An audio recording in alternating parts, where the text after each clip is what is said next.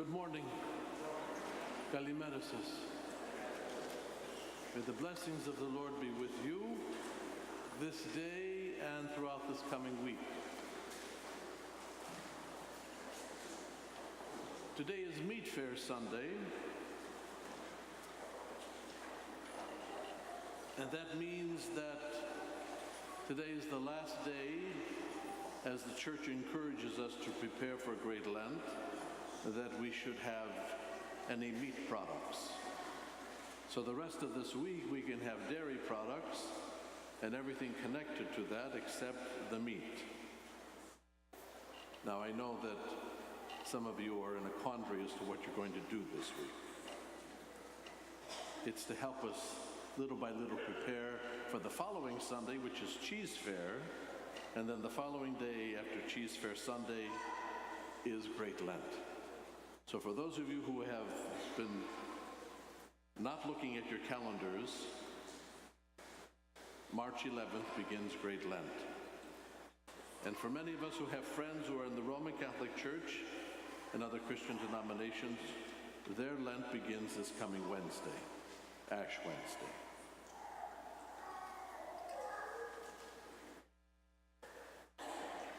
I want you to think about two words this week. I want you to think about habits and consequences. Habits and consequences. In the prayer that we read just before the epistle reading, it says to us, "Instill in us also reverence for your blessed commandments, so that putting down all of our bodily desires, we may pursue a spiritual way of life, both thinking and doing only those things that are pleasing to you. For you are the light of our souls and bodies, Christ our God." Last week I talked to you about light and how important light is in our life, especially the kind of light that allows us to understand something, a spiritual knowledge that opens up for our mind and our soul the reality of God in our life, as we spoke about the prodigal son last week. That is the kind of light that we seek, the kind of light that brought the prodigal son to come to understand his wrongdoing and to come to seek repentance from his father. The epistle reading this morning shares with us some important information about what we eat and what we don't eat. But the most important part of this reading for me is the following sentences. "For if anyone sees you, a man of knowledge, at table in an idol's temple, might he not be encouraged, if his conscience is weak, to eat food offered to idols?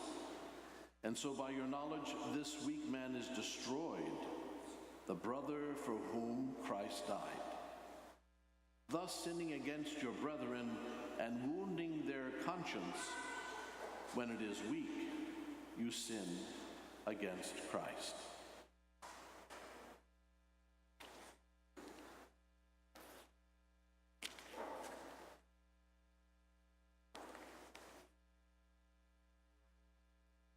Habits can be a good thing,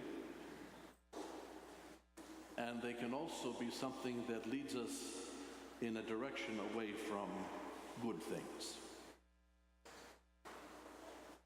We develop habits as we grow, from the youngest time of our life, even through old age.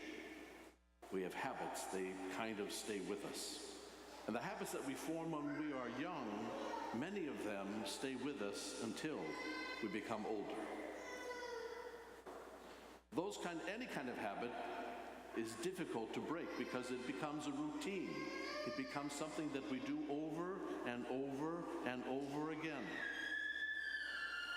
I'm sure many of you have a habit in the morning when you wake up. Except on Sunday mornings, you break that habit. But during the weekday, you wake up, you may brush your teeth, you may have a cup of coffee, you may turn on the radio, You may have something to eat with that coffee. You may have some oatmeal or some cereal. You may have eggs.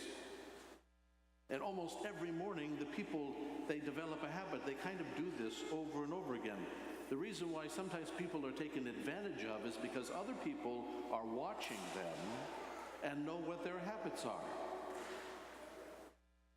There are people who wait and watch outside of a home. And they watch how people come in and out of that home from the morning to the evening.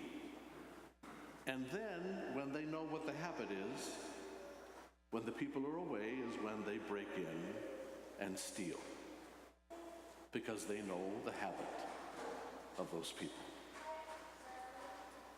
We can also look at the habits of those people around us and know what is the right time to enter into a conversation or the wrong time to enter into a conversation. What is the right time to bring up a subject that perhaps is a subject that brings about a great deal of consternation? When is the right time to remind somebody of something? The habits that we form from the earliest age, many of them stay with us. Work habits. Habits to keep clean. Habits of worship. Habits of prayer.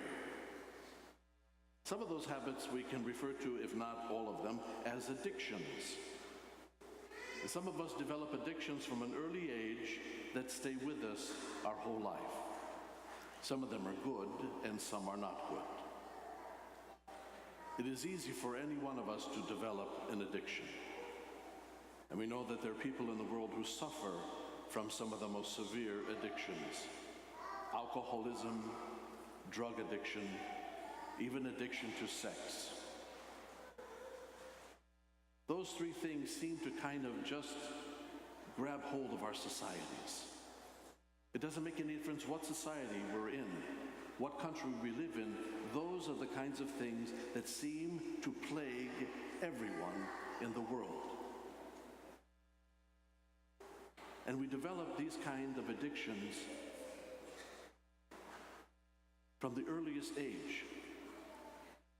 Dependency on something that may take away a pain, that may take away an uncomfortable feeling. And that becomes a habit.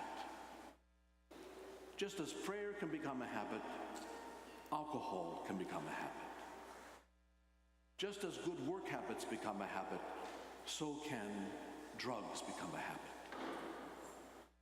Just as having a good time with friends and relatives can be a good habit,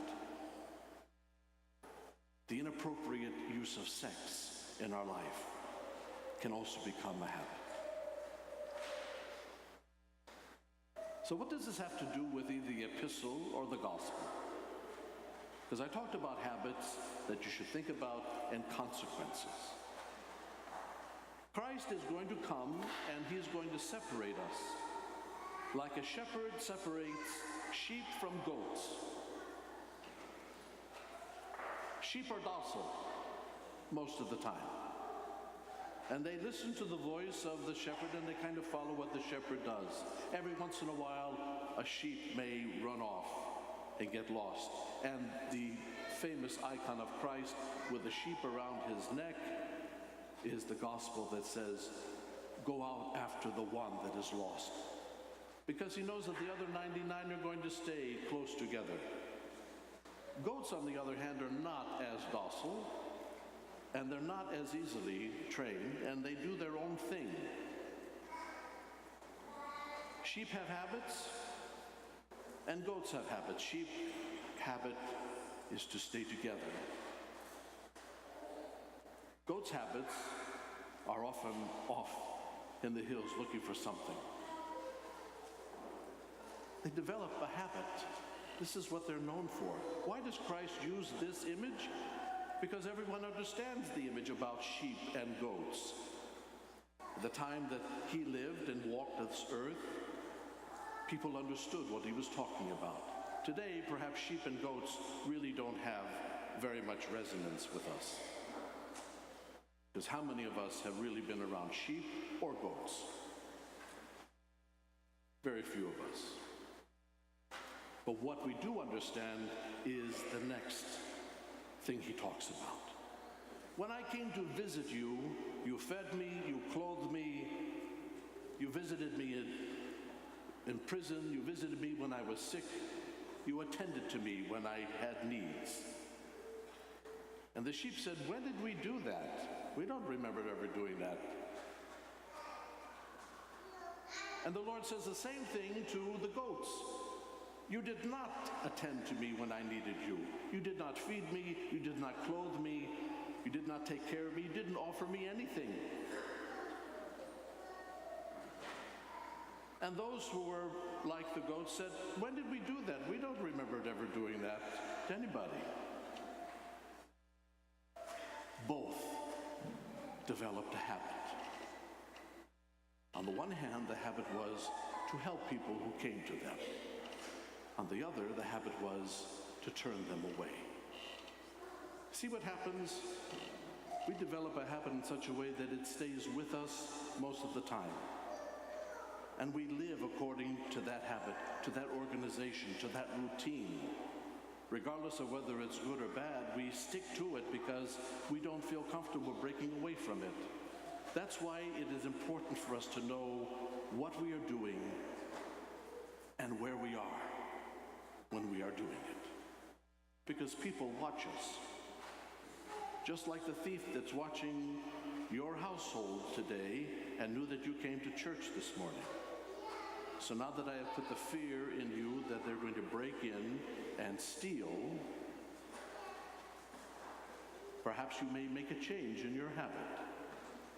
You may come to church 20 minutes earlier instead of 20 minutes later.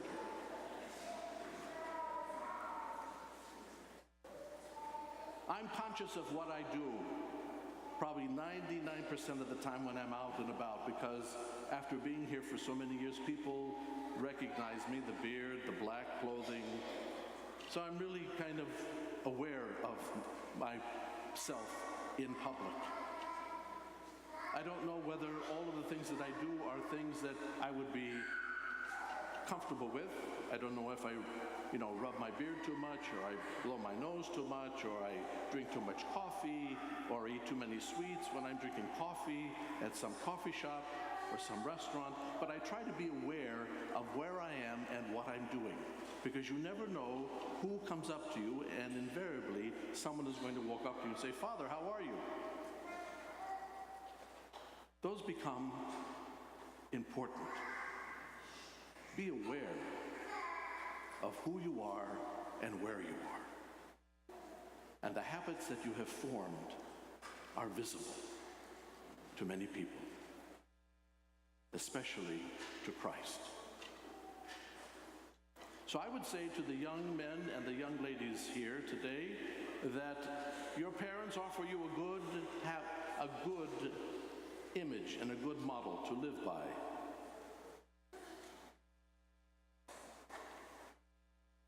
Especially when it comes to worship and prayer.